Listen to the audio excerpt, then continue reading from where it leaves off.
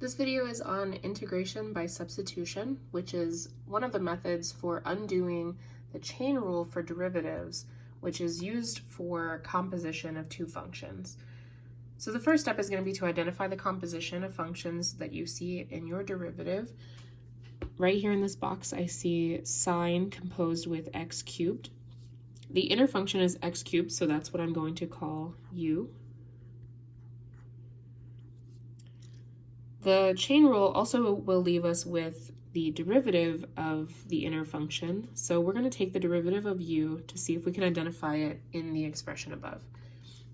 I'm taking the derivative with respect to x, since right now in this little piece, x is the independent variable for the function u.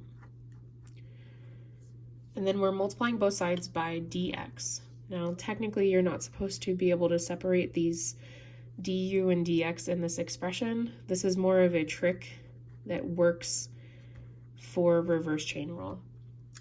Now this is giving us something that we want to substitute into the original expression. We want to hide the 3x squared dx and replace it with a du.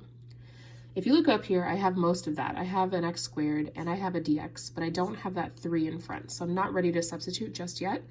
I need to introduce a 3 to the problem without changing the value of this expression.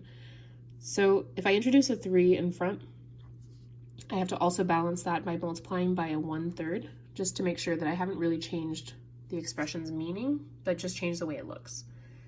Now in our next step, we're going to do the substitution that gives this method its name. We're replacing the 3x squared and the dx with du, and we're replacing the x cubed with u. That way this whole expression has only one variable, and that variable is u. So in front we have a 1/3. The 3x squared and dx become a du, and inside the sign we have u. So now this whole problem has changed from being something that's a chain rule to something that is just finding an antiderivative. All right, the antiderivative of sine would be negative cosine.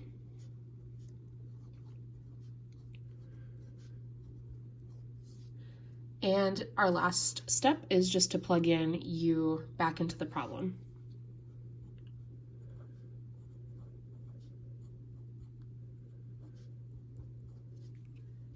Now before we wrap up, I always like to check my work, so I'm going to take the derivative of this last expression and make sure that it really does give us back what we started with, since these two operations should be inverses of each other.